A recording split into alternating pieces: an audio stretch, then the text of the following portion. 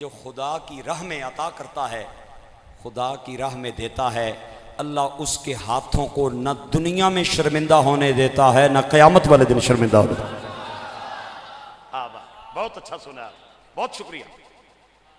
نہ دنیا میں نہ قیامت کے دن۔ گرامی قدر احباب، یہ دعویٰ میں نے صرف دعویٰ نہیں کیا، اس دعوے پہ میرے پاس ایک واقعہ موجود ہے، ایک دلیل کے طور پہ واقعہ پیش کرنا چاہتا ہوں۔ بنی اسرائیل کا زمانہ ہے، ایک خاتون، سیرت بھی بے مثال، صورت بھی بے مثال، اس کی سیرت بھی بڑی سونی، صورت بھی بڑی سونی۔ باپ اس کا بڑا بخیل بھی ہے، بڑا کنجوس بھی ہے، مال گن گن کے رکھتا ہے اور اس کا خیال رکھتا ہے۔ اللہ فرماتا ہے وَيْلٌ لِكُلِّ هُمَزَةٍ لُمَزَةٍ الَّذِي جَمَعَ مَالًا وَعَدَّدَهُ يَحْسَبُ أَنَّ مَالَهُ أَخْلَدَهُ كَلَّا لَيُنبَذَنَّ فِي الْحُطَمَةِ وَمَا الحطمة نار الله الموقدة التي تطلع على الأفئدة إنها عليهم مؤصدة في عمد ممددة۔ اس صورت میں اللہ کریم نے بے نیاز سونے رب نے مال کٹھا کرنے والے، مال جمع کرنے والے، مال شمار کرنے والوں کی مذمت بیان کی ہے۔ ارشاد باری تعالی کلا ہرگز نہیں، کلا ہرگز نہیں، جو مال گنا جا رہا ہے، جو سنبھال کے رکھا جا رہا ہے، یہ مال اس کے کام نہیں آئے گا۔ گرامی قدر احباب، صورت بھی بے مثال، سیرت بھی بے مثال، سیرت بھی اس بچی کی بڑی سونی، صورت بھی اس بچی کی بڑی سونی۔ 18-20 سال اس بچی کی عمر، نوجوان دوشیزہ، اور باپ اتنا بخیل ہے، اتنا کنجوس ہے، ایک پائی پیسہ خدا کے نام پہ دینے کے لیے تیار نہیں ہوتا۔ ایک دن باپ گھر میں نہیں، بیٹی اپنی ماں کے ساتھ گھر کی چار دیواری میں اکیلی بیٹھی ہے، دروازے پہ دستک ہوئی، ناکنگ ہوئی، باہر گئی، ایک فقیر دروازے پہ کھڑا نظر آیا جو یہ کہہ رہا تھا اللہ کے نام پہ گھر کی قیمتی چیز مجھے عطا کی جائے، اللہ کے نام پہ گھر کی قیمتی چیز مجھے دی جائے۔ بچی نے کہا انتظار کرو، واپس آئی، دائیں دیکھا بائیں دیکھا، ایک چیز جس کے ساتھ اس کا باپ بڑا پیار کرتا تھا، روزانہ اس کا پوچھا لگاتا، اس کو صاف کرتا، اس کو سینے سے لگا کے رکھتا، وہ چیز اس کے باپ کو بڑی پسند تھی، بڑا خیال رکھتا تھا۔ اس بچی نے کہا فقیر اللہ کے نام پہ قیمتی چیز مانگ رہا ہے، اس نے باپ کی محبوبہ چیز اٹھائی اور فقیر کو دے دی۔ وہ نعرے لگاتا، چھلانگے لگاتا، خوشی سے چلا گیا۔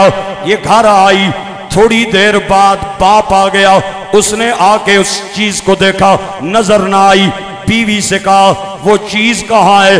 بیوی کہنے لگی تیری بیٹی نے فقیر کو صدقہ کر دی ہے، اس نے آواز لگائی کہ کوئی قیمتی چیز مجھے دی جائے۔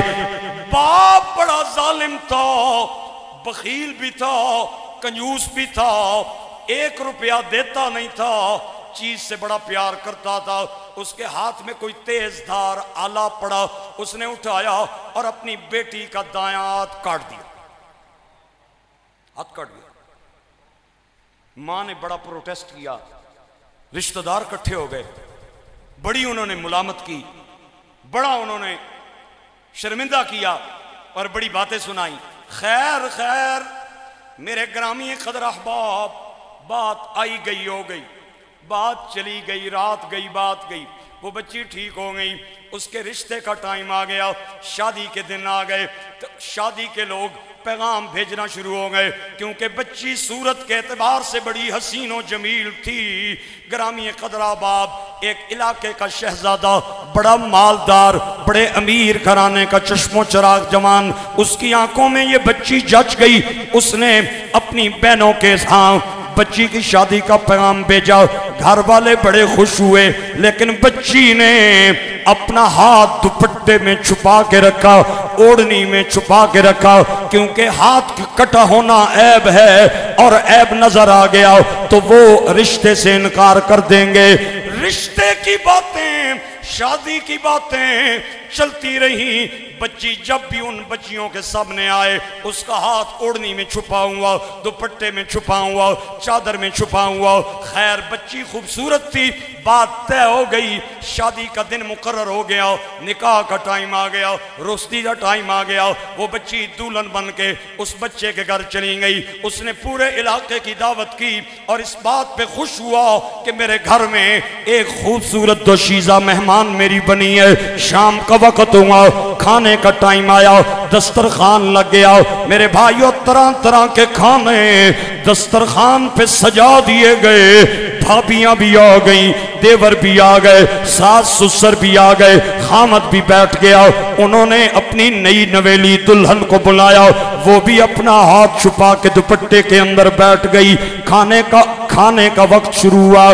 بھابیوں نے اپنی بہن کو کہا کھانا کھائیں، وہ کہنے لگی مجھے طلب نہیں ہے، مجھے بھوک نہیں ہے۔ ساس بولی بیٹا نہیں سارے کھا رہے ہیں، آپ بھی کھانا کھا لیں۔ سسر بولا لیکن بچی اس کا ہاتھ کٹا ہوا ہے، اس نے ہاتھ چھپا کے رکھا، اگر آج ظاہر کرتی ہوں تو میرا رشتہ ٹوٹ جائے گا۔ ساس بولی، سسر بولا، دیور بولے، لیکن بچی کی ابھی تک وہی بات کہ مجھے طلب نہیں، بھوک نہیں، مجھے کھانا نہیں کھانا۔ جب انہوں نے دیکھا ہماری بات نہیں مان رہی، انہوں نے خامد کو کہا اپنی دلہن کو کہیں کھانا کھائے۔ خامد کہنے لگا سب کی موجودگی میں جب کھانا کھایا جا رہا ہو، ایک بندے کا کھانا نہ کھانا یہ بڑی عجیب بات لگتی ہے، بڑی اکوڑ لگتی ہے، تو بھی کھانا کھاؤ۔ اس بچی نے دل میں رونا شروع کر دیا اور دل میں آنسو بہانے شروع کر دیے اور اللہ کریم کی بارگاہ میں التجا کرنا شروع کر دی، یا اللہ میری غلطی نہیں، میرا قصور نہیں، میں نے تیرے نام پہ صدقہ دیا۔ باپ ظالم تھا، غصے میں اس نے میرا ہاتھ کاٹ دیا۔ یا اللہ آج اگر میں بائیں ہاتھ سے کھاتی ہوں تو پھر بھی میرا راز کھلتا ہے، دایاں ہاتھ میرا کٹا ہوا ہے۔ مولا میرے پاس تو کوئی اختیار نہیں، اگر تو دینے پہ آ جائے تو تیرے خزانے میں کمی نہیں۔ میٹھی میٹھی میٹھی میٹھی میٹھی میٹھی ندائے رحمت اس بچی کے کان میں آئی، اللہ کی بندی گھبرا نہیں، کھانا کھاؤ، تیرا ہاتھ کٹا ہوا نہیں ہے، اللہ نے سلامت فرما دیا ہے۔ اس بچی نے اپنا ہاتھ ظاہر کیا، ہاتھ صحیح سلامت تھا، کھانا کھایا، لیکن بڑی حیران یہ ہاتھ مجھے واپس کیسے ملا؟ اللہ کے اس وقت کے نبی کی بارگاہ میں ساری روایات پیش کی گئی، ماجرا سنایا گیا۔ اس وقت خدا کے نبی نے جو جواب دیا عبداللہ مزروارسی آپ حضرات کو سنانا چاہتا ہے۔ ایک بار سبحان اللہ کی چھال لائے تے اگلی گل لائے، ایک باری پھر ہو جائے سبحان اللہ۔ جہاں پہ سبحان اللہ کی لوڈ شیڈنگ ہو نا، وہاں پہ میرا کرنٹ بھی کمزور ہو جاتا ہے۔ لوڈ شیڈنگ نہ کیا کریں، آج کل تو لوگوں نے سولر لگوا لیا ہے، حکومت سستی کر رہی ہے بجلی۔ میں نے کہا جتنی مرضی سستی کر لے، اب لینی کسی نے نہیں ہے، 10 بھی کر لے 20 بھی کر لے، اب لوڈ شیڈنگ بھی ختم ہو گئی ہے۔ اور میں مبارک دیتا ہوں، انشاءاللہ امید ہے اس گرمیوں میں لوڈ شیڈنگ بجلی کی نہیں ہوگی۔ آپ نے سبحان اللہ کی لوڈ شیڈنگ کیوں کر دی ہے؟ ایک بار سبحان اللہ بولیں بلند آواز سے، میں فکرہ دینا چاہتا ہوں۔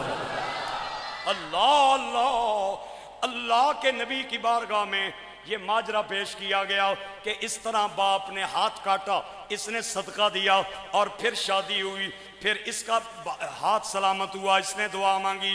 اللہ کے نبی نے فرمایا وجہ یہ ہے کہ جو ہاتھ خدا کی راہ میں عطا کرتا ہے، اللہ اس ہاتھ کو نہ دنیا میں شرمندہ ہونے دیتا ہے، نہ قیامت والے دن شرمندہ ہونے دے گا۔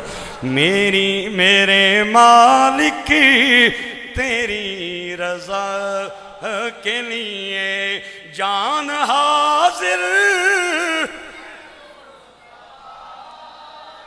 یہ میرے مالک کے لیے جان حاضر،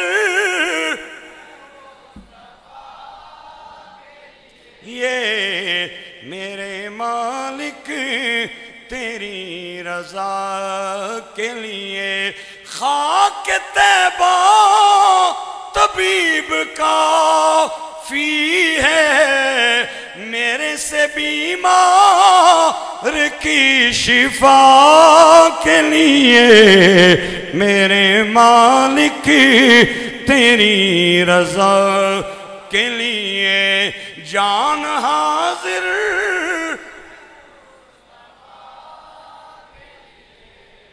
میاں صاحب فرماتے ہیں سخیاں والے مالاں والے سخی نہیں ہوں دے۔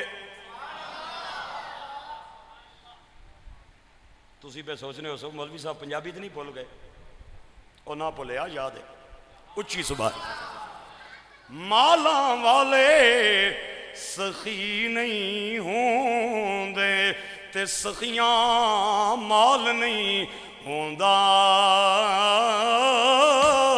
اتھے اتھے دوئیں جہانی اے سخی کنگال نہیں، اتھے اتھے اے دوئیں جہانی سخی کنگال نہیں ہوندا۔